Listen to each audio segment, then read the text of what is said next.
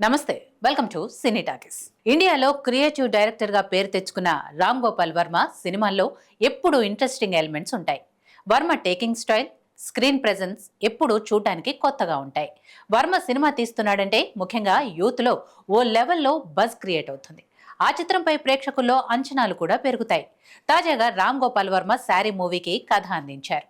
ఈ చిత్రానికి గిరికృష్ణ కమల్ దర్శకుడిగా వ్యవహరిస్తున్నారు. ఈ చిత్రంలో సత్య యాదవ్, ఆరాధ్యదేవి ప్రధాన పాత్రల్లో నటించారు. ఈ చిత్రాన్ని సైకలాజికల్ థ్రిల్లర్ కథతో దర్శకుడు గిరికృష్ణ కమల్ రూపొందించారు. ఆర్వి ప్రొడక్షన్స్ ఎల్ఎల్పి బ్యానర్పై ప్రముఖ వ్యాపారవేత్త రవిశంకర్ వర్మ నిర్మించారు. ఈ మూవీ ట్రైలర్ కూడా ఆడియన్స్ ని ఎంతగానో ఆకట్టుకుంది. సైకలాజికల్ థ్రిల్లర్ గా తెరకెక్కిన ఈ మూవీ నేడు ప్రేక్షకులకు ముందుకు రానే వచ్చింది. ఈ చిత్రం వర్మకు పేరు తెస్తుందా? ఏ మేరకు ఆడియన్స్ ఈ చిత్రాన్ని ఎంజాయ్ చేశారో చూద్దాం. మూవీ కథ విషయానికొస్తే, కిట్టుకు శారీలో కనిపించే అమ్మాయిలంటే తెగ ఇష్టం. సోషల్ మీడియాలో శారీలో కనిపించే అమ్మాయిలను ఎప్పుడూ సెర్చ్ చేస్తూ ఉంటాడు.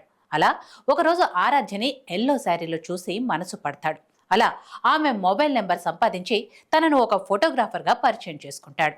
ఆ తర్వాత వారి మధ్య స్నేహం పెరుగుతుంది. ఆరాధ్య అందచందాల్ని మాత్రమే కిట్టు ఇష్టపడతాడు. అది ప్రేమ కాదని, కామం మాత్రమే అని ఆరాధ్యకు అర్థమవుతుంది. అతన్ని అవాయిడ్ చేయడానికి ఆరాధ్య ప్రయత్నిస్తుంది. కానీ ఆమెతో గడపడానికి అతడు చేసే వింత చేష్టలు ఆరాధ్యకు భయాన్ని తెప్పిస్తాయి.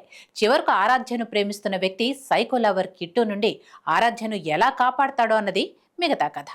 ఇక ఈ మూవీలో ఎవరు ఎలా చేశారో విషయానికొస్తే, ఆరాధ్య పాత్రలో నటి ఆరాధ్యదేవి అద్భుతంగా నటించింది. శారీ కట్టుకొని అచ్చ తెలుగు అమ్మాయిల యూత్ని ఆకట్టుకుంది. సైకో లవర్ పాత్రలో సత్య యాదవ్ నిజంగా ఓ సైకోని తలపించాడు. హీరోయిన్ని కలవాలనే కిట్టు క్యూరియాసిటీ, అతని నటన చాలా ఆకట్టుకుంటాయి. ఆరాధ్య ఈ మూవీలో కొన్నిసార్లు డీగ్లామర్గా కనిపిస్తుంది. హీరోయిన్ ఆరాధ్యదేవి ఆ పాత్రలో ఒదిగిపోయింది. ఇక సంబయాల్, అంబరీష్, కల్పన వారి పాత్రలకు న్యాయం చేశారు. దర్శకుడు గిరికృష్ణ కమల్ కొన్ని నిజ జీవిత కథల్ని ఆధారంగా చేసుకుని ఈ మూవీని తెరకెక్కించిన విధానం బాగుంది. Ram Gopal Varma exciting psychological thriller కథని అందించి ఈ చిత్రంలో బాగా ఇన్వాల్వ్ అయ్యాడు. శశి ప్రీతం మ్యూజిక్ కథకు తగ్గట్టు అందించారు. బ్యాక్గ్రౌండ్ స్కోర్ బాగుంది. శబరి సినిమాటోగ్రఫీ పరంగా మంచి అవుట్పుట్ ఇచ్చారు. చివరిగా ఈ మూవీ గురించి చెప్పాలంటే, రామ్ గోపాల్ వర్మ సినిమాల్ని ఇష్టపడే ప్రతి ఒక్కరికి ఈ చిత్రం నచ్చుతుంది. సైకలాజికల్ థ్రిల్లర్ కథల్ని ఇష్టపడే ఆడియన్స్ ఈ మూవీని ఎంజాయ్ చేస్తారు. ఫ్యామిలీ ఆడియన్స్కు ఈ చిత్రం నచ్చకపోవచ్చు. రామ్ గోపాల్ వర్మ ఇష్టపడే అన్ని ఎలిమెంట్స్ మొత్తం ఈ మూవీలో ఉంటాయి. చాలా రోజుల తర్వాత రామ్ గోపాల్ వర్మ ఒక డిఫరెంట్ స్టోరీతో మళ్ళీ ఓసారి ఆడియన్స్ని భయపెట్టే ప్రయత్నం చేశాడు. హాయ్, హలో, మెస్మరైజ్ చేసే మూవీ ముచ్చట్లు, రిలీజ్ అయిన వెంటనే రివ్యూస్, మీ అభిమాన తారల రియల్ స్టోరీస్, సినిమా సమాచారం ఏదైనా క్షణాల్లో మీ చెంతకు. మరింకెందుకు ఆలస్యం, యోయో సినీ టాకీస్ ని సబ్స్క్రైబ్ చేసుకోండి. హలో నోటిఫికేషన్ కోసం గంట కొట్టడం అస్సలు మర్చిపోకండి.